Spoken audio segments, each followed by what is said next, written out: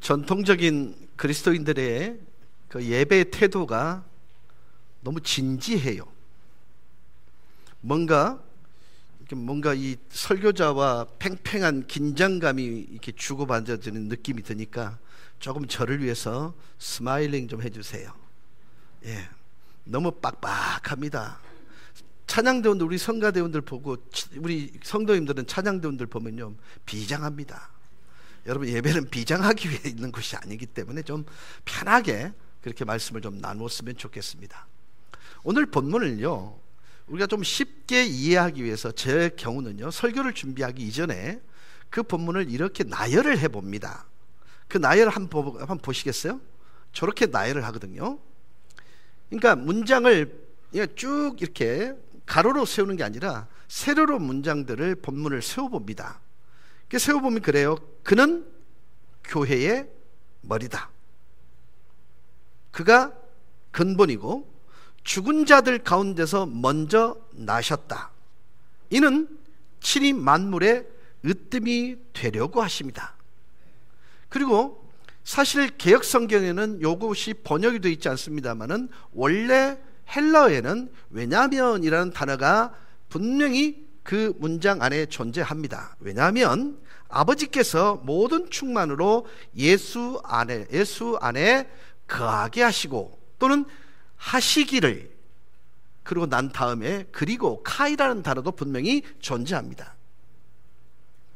그의 십자가의 피로 화평을 이루심으로 만물 곧 땅에 있는 것들이나 하늘에 있는 것들 그로 말미암아 자기와 화목해 되기를 기뻐하십니다.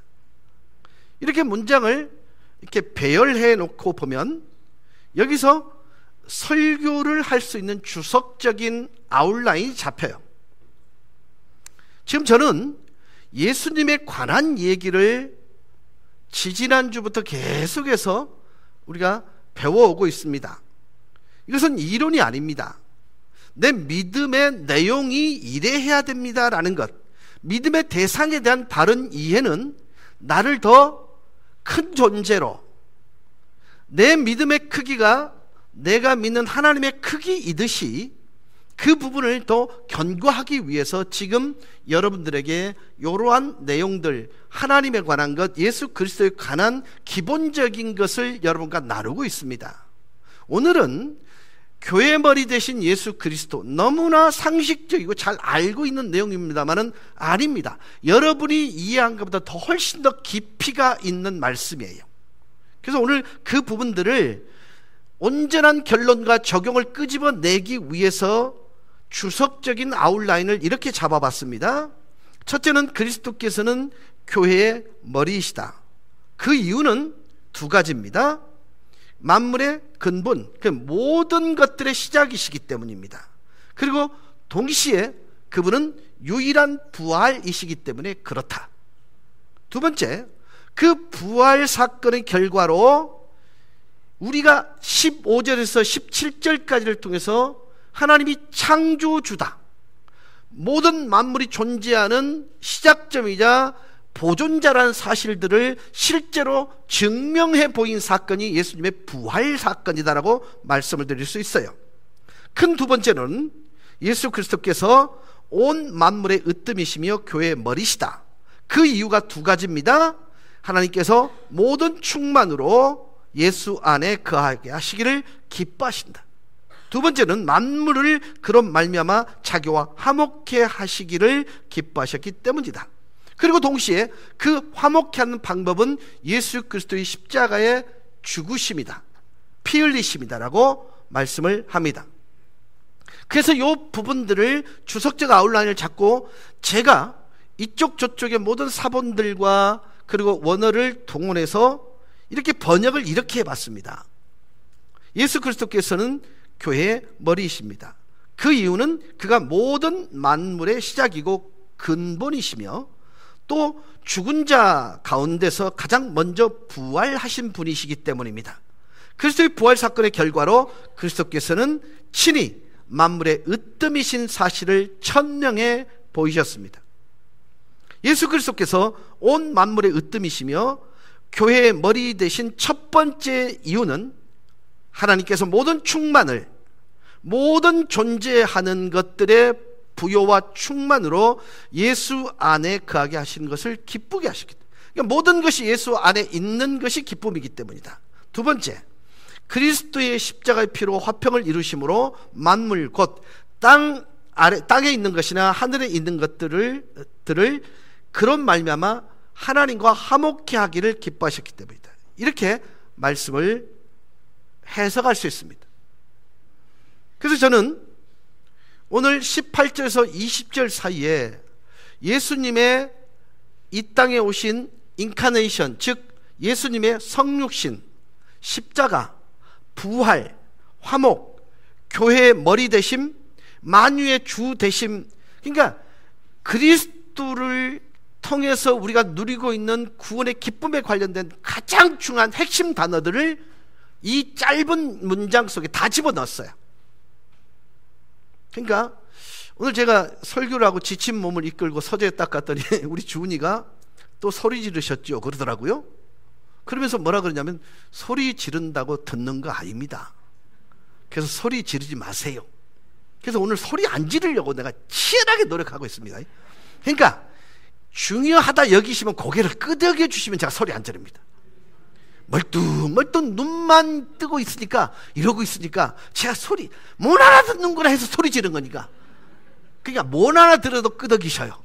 아셨죠? 그래야 제가 저 수술을 절제하겠습니다. 아시겠죠?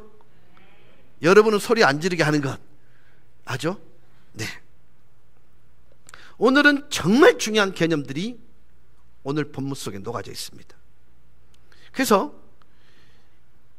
강해, 즉 원문이 얘기하는 내용들을 해석을 해서 뽑아보니까 예수님의 부활 사건을 토대로 교회가 시작되었다는 결론에 도달합니다. 둘째로, 만물의 으뜸이신 그리스도께서 교회의 머리가 되신다. 그래서 우리는 부활을 근거로 해서 교회가 세워졌기 때문에 그 부활에 합당한 자로서 교회가 회복해야 될 교회의 본래적인 것을 회복해야 된다. 이게 사실은요, 그 설교를 통해서, 이 설교를 통해서 여러분과 나누고 싶은 거예요. 그래서 지금부터 저는 대단히 그리스도에 관련하여 사실이지만 이론적인 얘기를 좀 하려고 합니다.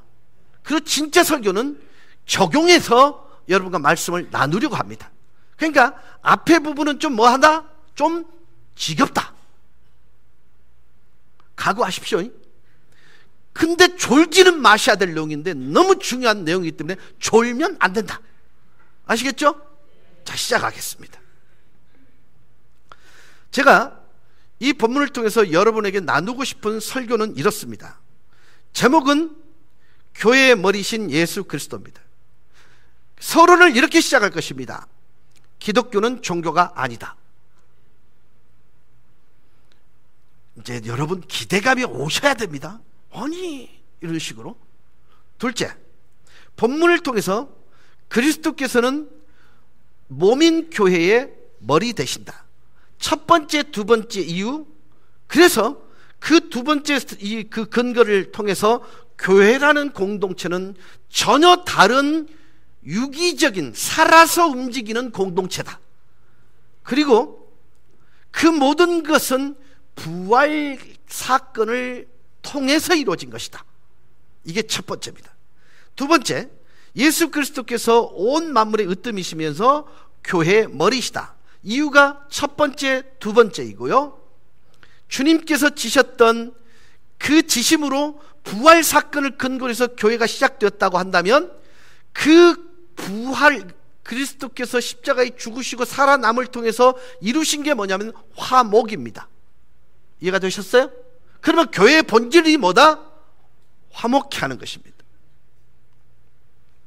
그래서 교훈과 적용인데요, 오늘 사단장과 소대장, 그 사람에 관련된 이야기로 여러분 모든 도입을 시작할 것입니다. 그리고 그 도입을 통해서 우리에게 주시는 가장 강력한 메시지는 뭐냐면 말씀의 무지가 가져다주는 낭패함, 이걸 여러분과 나눌 것입니다. 그래서 예수 그리스도의 부활 사건을 통해서 교회가 시작되었다는 것, 이것은 어떤 의미냐면 하나님이 이 땅에 방문하신 것으로 교회는 시작되었다.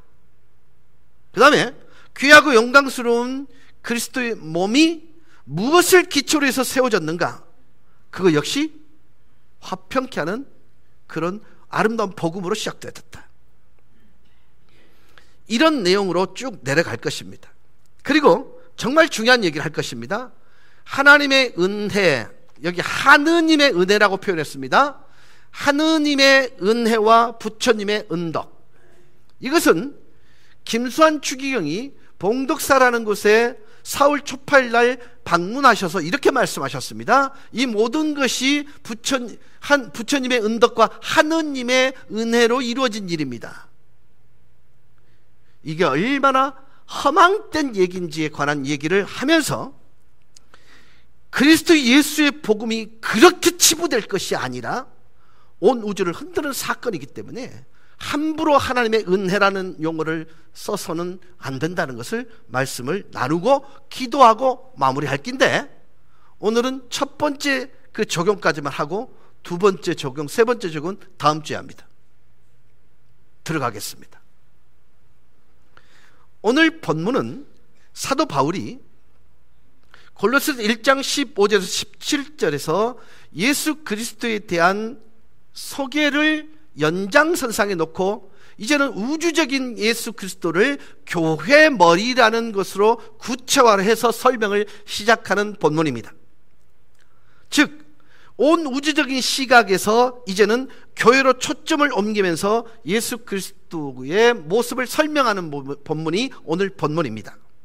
자, 예수 그리스도를 바르게 이해하고 나면 기독교가 종교가 아닌 것을 이해합니다.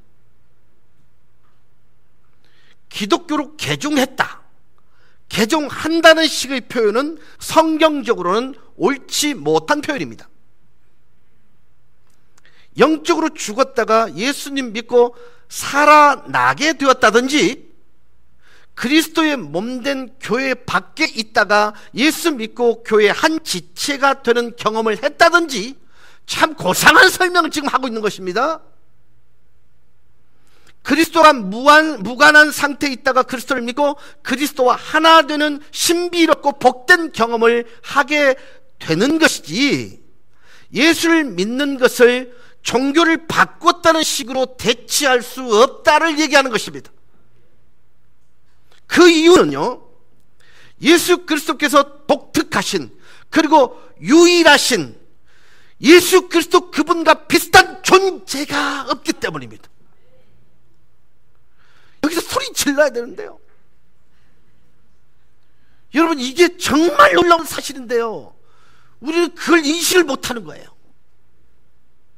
하나님께서 사람이 되셔서 우리를 찾아오셔서 공적인 생애를 사셨고 죄인을 위해 죽으시고 또한 부활하신 예수 그리스도의 이 사건이 우리에게 생명의 길을 열어놓은 거예요. 예수님과 견줄 만한 존재가 과거에도 없었고 미래도 없을 것입니다. 그래서 여러분, 종교를 바꿨다가 아닌 거예요. 자, 이런 예를 들게요. 불교의 가르침 중에 부다가, 부처님이 죄 없는 삶을 살았다고 주장하는 글 찾아오세요. 그럼 제가 머리 깎겠습니다. 물론 훌륭한 분입니다. 그 죄의 문제로 자신의 인생 전부를 심었던 분이에요. 많은 깨달음을 경험했지만 죽는 순간까지도 죄의 문제를 극복하기 위해서 나는 아직도 빛을 찾고 있는 중이다 절규하며 인생을 마무리한 사람이 부다입니다.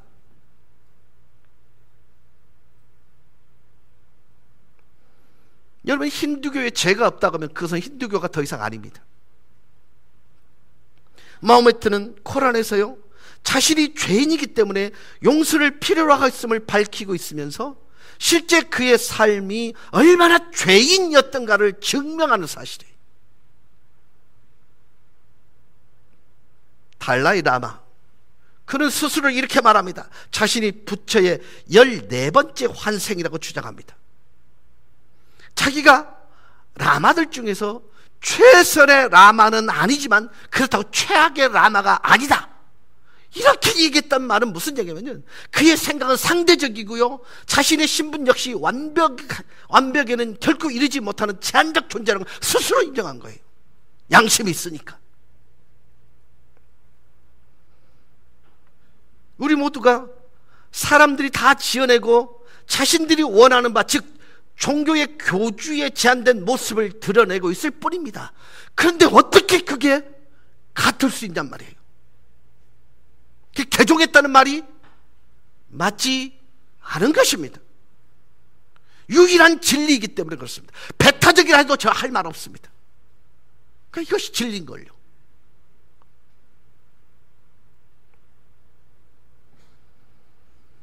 이미 우리는 15절 17절에서 예수 그리스도께서 하나님이라는 사실을, 창조의 주님이라는 사실을, 창조의 목적이라는 사실을, 창조의 보존자일 뿐만 아니라 지탱자라는 사실들을 우리는 배웠고 그 사실을 내 믿음으로 받아냈습니다. 이제 18절에서 20절에서는요, 예수 그리스도께서 교회의 머리이심을 가르쳐주고 있습니다. 본문은 짧습니다. 그럼에도 불구하고 예수 그리스도의 성육신, 예수 그리스도의 십자가, 예수 그리스도의 부활, 예수 그리스도를 통한 화목케 하심, 그리고 교회의 머리 되심, 만유의 주 되심 등 결정적인 중요한 개념들 가득 차 있습니다. 자, 이제 제가 못하는 헬라어지만 주석을 참고로 해서 오늘 본문을 다시 이렇게 읽어드리겠습니다. 예수 그리스도께서는 몸인 교회의 머리이시다. 그 이유는 그가 모든 만물의 시작이요 근원이시며 또한 죽은 자 가운데서 가장 먼저 부활하신 자이기 때문이다. 그래서 예수의 부활로 말미암아 그리스도께서 친히 만물의 으뜸이신 사실을 천명해 보여주고 있다. 그래서 예수께서 온 만물의 으뜸이시며 교회의 머리이신 첫 번째 이유는 하나님께서 모든 충만으로 예수 안에 거하게 하시기를 기뻐하셨기 때문에, 둘째, 그리스도의 십자가의 피로 화평을 이루심으로 만물 곧 땅에 있는 것들이나 하늘에 있는 것들을 그로 말미암아 자기와 화목케 하시기를 기뻐하셨기 때문이다. 이게 사실은요, 가장 내가 볼 때는 원문에 가까운 해석입니다. 여러분, 이렇게 풀어서 이해하니까 성경이 되게 이해하기 쉬우시죠? 어쩔 수 없습니다. 이해가 안 돼도. 자, 먼저 그리스도께서 몸인 교회의 머리이시다. 18절에서 그리스도께서 머리이신 것을 설명하는데 그 첫 번째 이유가 뭐냐? 모든 존재하는 것들의 근본이시다. 이 근본이란 말을 스타트, 출발점이라고 보면 됩니다. 그러니까 시간적으로 예수님은 모든 만물보다 선재하신 분, 먼저 계신 분이십니다. 그러나 단순히 시간적으로 앞선 것 이상의 의미를 지니는데요, 예수 그리스도께서 모든 근원, 존재하는 것의 시작이고 공급의 원천이란 의미를 굉장히 강하게 강조하는 말씀이 바로 이거예요. 두 번째, 교회 머리 되시는 이유가 죽은 자 가운데 가장 먼저 부활하셨기 때문입니다. 이것은 순번적으로 먼저 했다는 의미가 아닙니다. 유일하다는 뜻입니다. 예수님에도 여러분 성경에 죽었다 살아난 사람들의 이 얘기가 소개되고 있습니다. 맞죠? 기억나는 대로 첫째,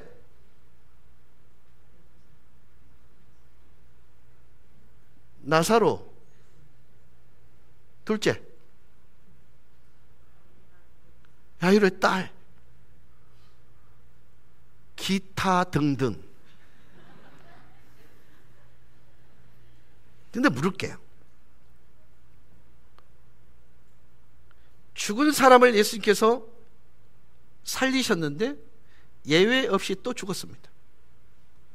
그들은 각각의 무덤이 있습니다. 맞죠? 그러니까 주님은 이 세상에 유일하게 무덤이 없는 죽은 자입니다. 왜요? 부활하셨기 때문이죠.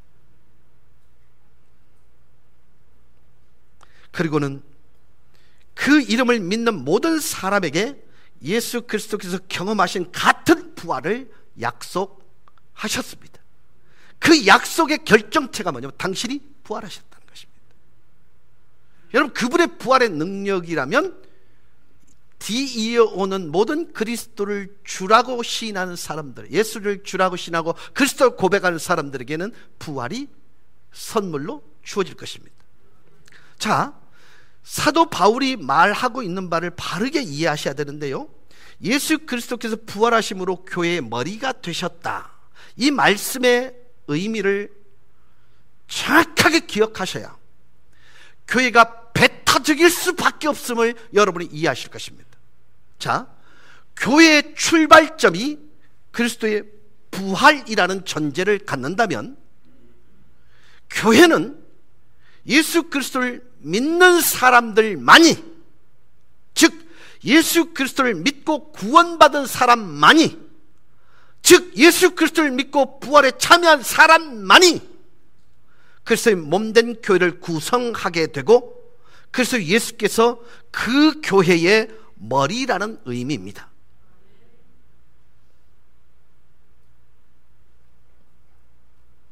즉 그리스도께서 머리가 되시는 그리스도의 교회는 오직 부활에 참여한 사람들로만 구성되어 있습니다. 이게 교회입니다.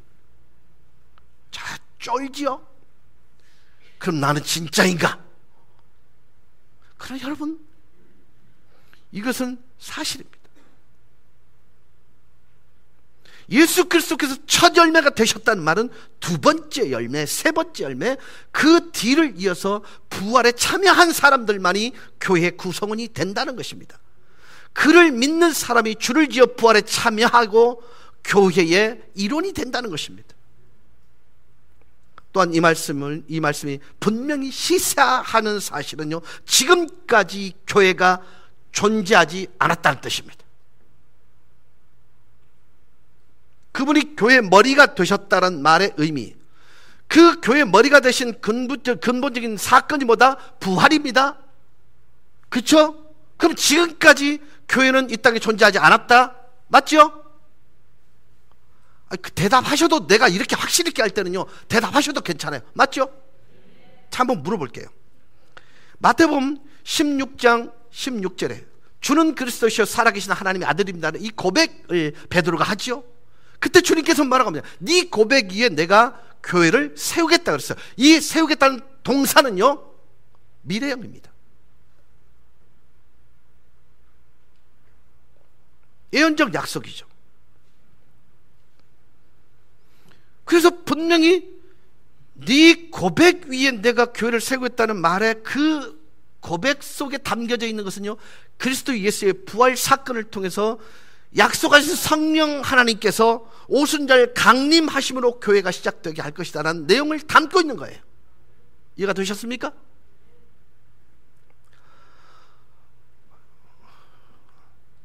저도 힘듭니다. 근데 이 설교는 반드시 해야 될 내용이기 때문에요. 반드시 내가 믿음의 내용으로 담고 있어야 할 내용이기 때문에. 왜요? 적용에 가서 왜 이것이 중요한지를 여러분이 아실 거예요. 여러분, 그리스도의 부활 사건 이전에도 교회가 존재했다고 말하는 사람들이 있습니다. 그러나 그림자이지 본질은 아닙니다. 그렇다면 그 전까지 이런 이 반문을 제가 던지고 있어요. 교회가 존재했다, 부활 사건이 이제 존재했다고 말하는 분들이 이렇게 반문하고 싶습니다. 그렇다면 그 전까지는 교회가 머리 없이 있다가 그리스도의 부활 사건 이후에 그리스도를 머리로 모셔왔다는 뜻이 되는 거예요. 맞죠? 예? 그런 척 하시라니까. 이거 이상한 개념이 되고 말죠. 교회는 이전까지의 하나님의 백성과 구별되는 그리스도의 몸입니다. 하나님의 섭리 가운데 교회는 서로 살아 움직이는 영적 조직으로 유기적인 삶이에요. 그리스도의 부활을 근거로 또 기초로 해서 새로 탄생한 것입니다. 그래서 예수 그리스도께서는 부활하심으로 교회를 창출해 내셨습니다. 그리고 부활 사건 이후의 결과가 뭐냐? 그리스도께서는 만물의 으뜸 되심을 보여주셨다. 이게 만물의 으뜸이 되셨다는 표현은요, 성육신을 사건을 염두에 두고 이해하셔야 됩니다. 자, 예수 그리스도께서 본래 으뜸 맞습니까? 안 맞습니까? 부활 전에도 으뜸이셨습니다. 맞죠? 맞죠?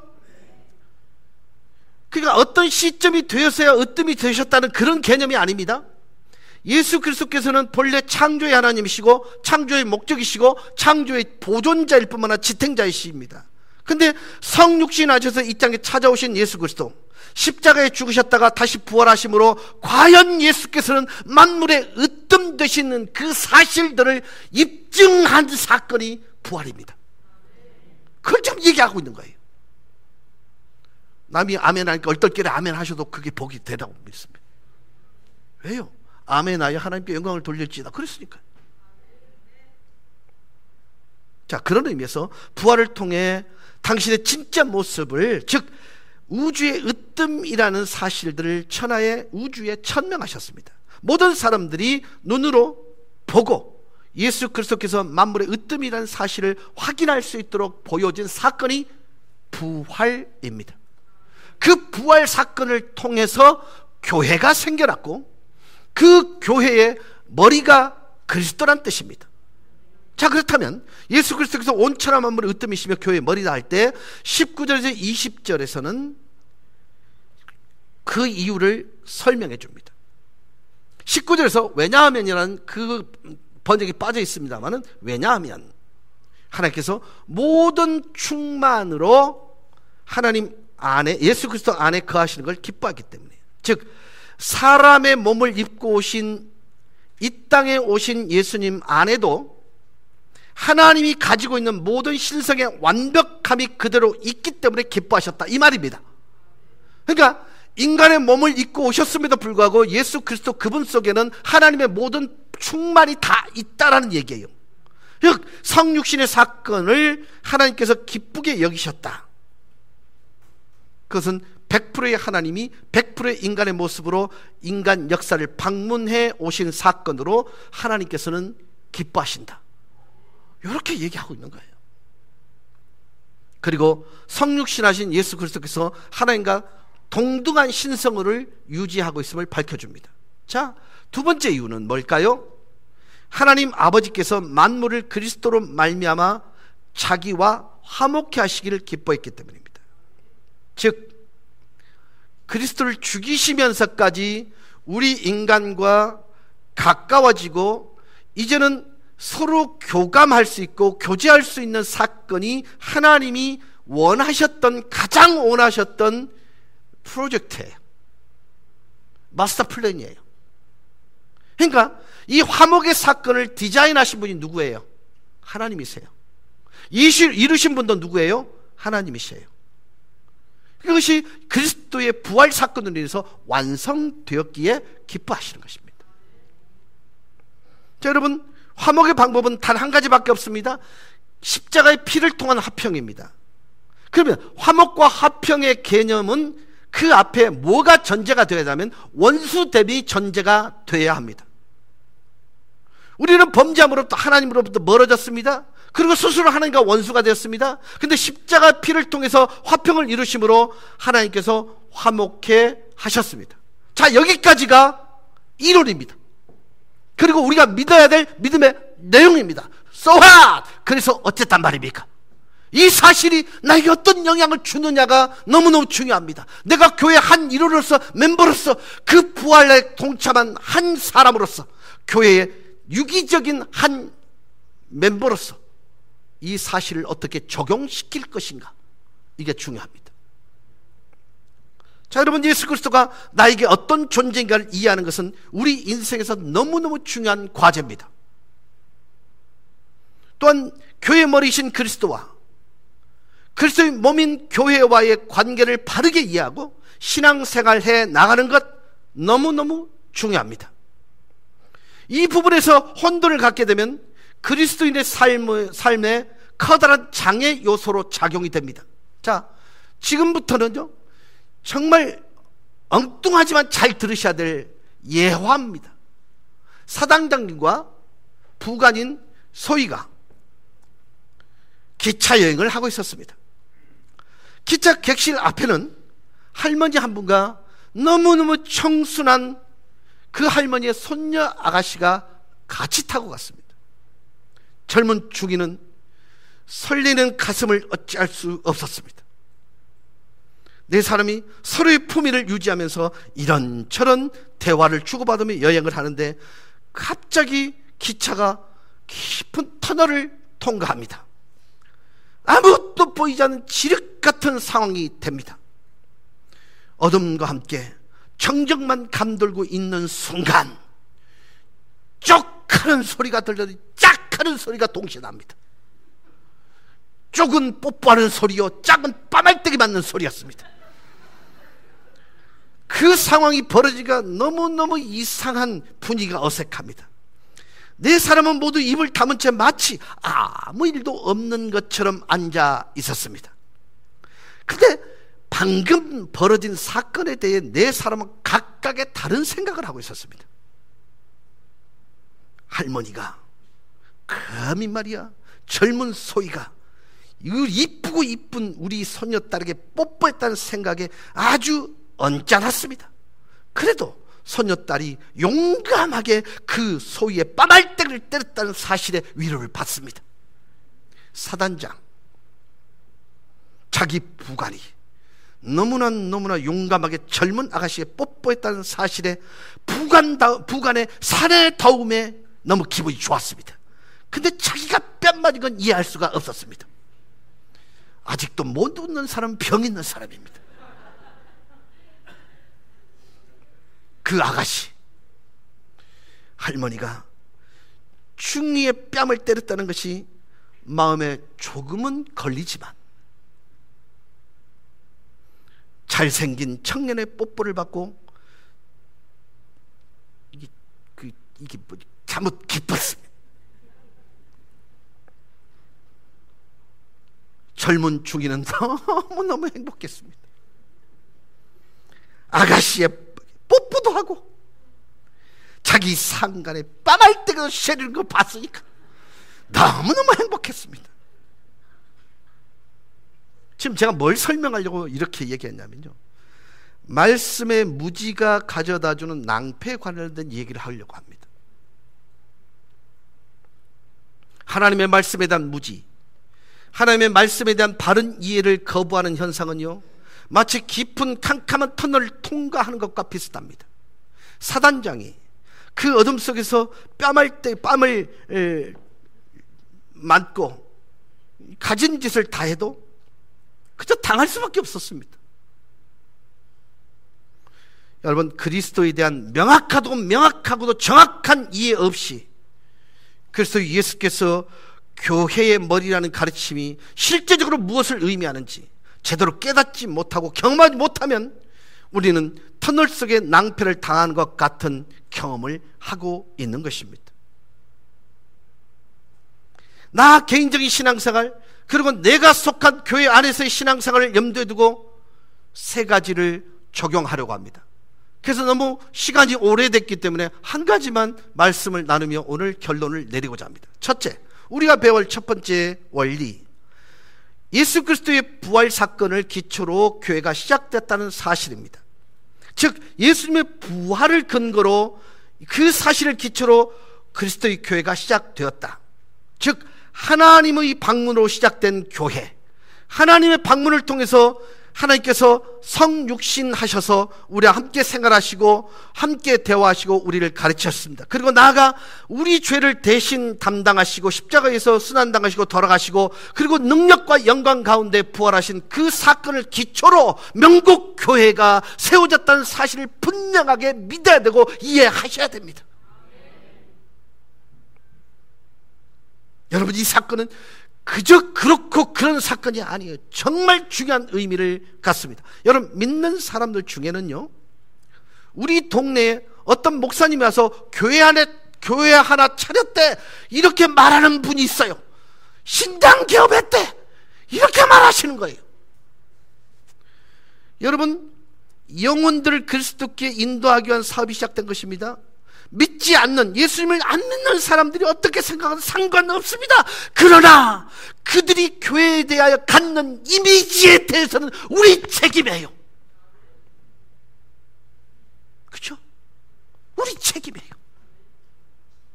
내 삶을 통해서 그리스도 예수의 부활을 기초로 해서 교회 머리 되신 그리스도께서 우리의 주인이시다는 그 의식, 책임을 갖고 살아가는 성도의 모습과 성경책을 들지 않으면 그가 교회에 다니는 성도인지를 구별할 수 없는 그런 일상적인 삶에 묻혀 사는 그리스도인들과 다르다는 것입니다.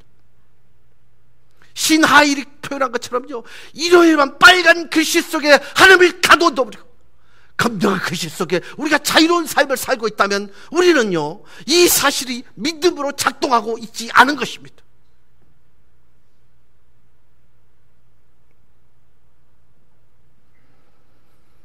여러분, 그들이 교회에 대해서 갖는 이미지는요, 교회가 책임지는 것입니다.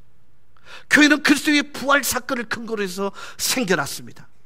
하나님이 구체적이고도 치밀한 계획에 의해서 탄생한 공동체가 교회입니다. 그리스도의 피 값을 주고 만들어진 공동체가 교회입니다. 교회 개척을 생각하면 여러분 가장 먼저 떠오르는 게 뭐예요? 재정은 어찌 감당할 끼고, 이거 아닙니까?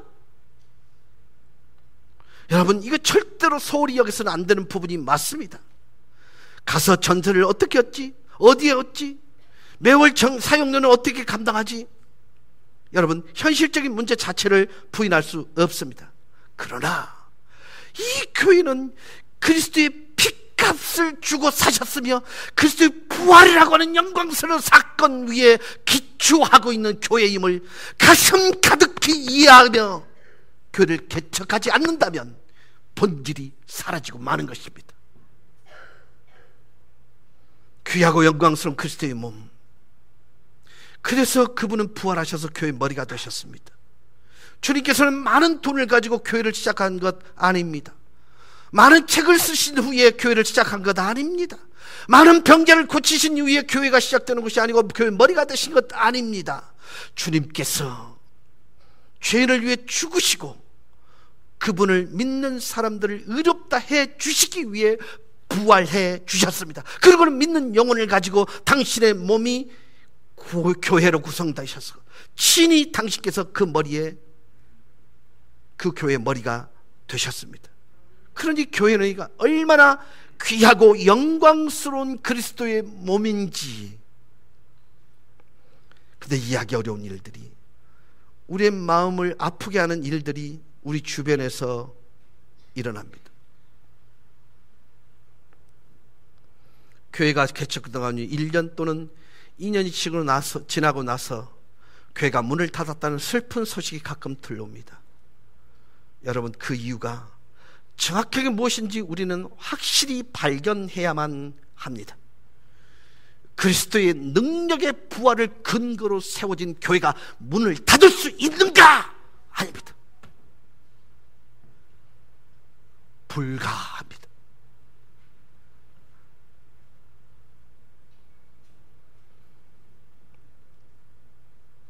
말씀을 맺겠습니다.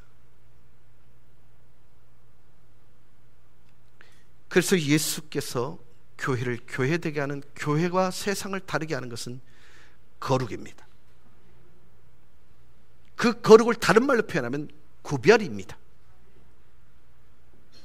세상 사람들이 가지고 있는 교회의 이미지와 우리 그리스도 예수를 믿는 성도들의 우리에 대한 우리 스스로를 바라보는 정체성은, 우리는 구별된 존재라는 의식입니다.